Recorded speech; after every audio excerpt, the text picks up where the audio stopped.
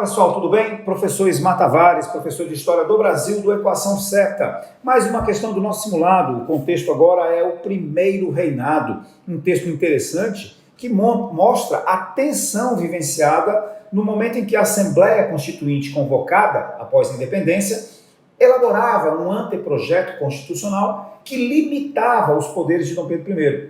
Este, por sua vez, tinha pretensões absolutistas, despóticas, autoritárias. Então há um confronto entre a autoridade do imperador, Dom Pedro I, e os deputados provinciais que naquele momento elaboravam a nossa Carta Constitucional. E o texto fala que das janelas do Paço Imperial, Dom Pedro assistia àquela exaltação antilusitana.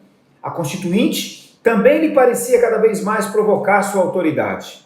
Olha aí, a Assembleia querendo limitar os poderes dele. Seu círculo próximo passou a ser composto quase exclusivamente por portugueses, natos como ele.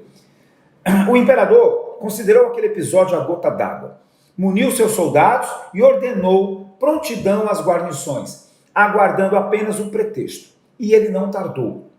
A armação das tropas gerou protestos na sessão do dia seguinte. Numa queda de braço com o imperador, os deputados resolveram permanecer na cadeia velha, numa vigília que ficou conhecida como a Noite da Agonia. Turma, este ano o Enem vai estar lembrando 200 anos da Noite da Agonia. Isso aconteceu em 1823 e por isso nós temos aqui uma questão que trata dessa temática. O texto descreve uma tensão política ocasionada exatamente pela tentativa de limitação do poder de Dom Pedro I. A letra A fala que essa tensão é ocasionada pela manutenção do poder moderador. Ele não havia sido criado ainda. Muito pelo contrário, a Assembleia está querendo limitar os poderes dele. Então não é pela manutenção.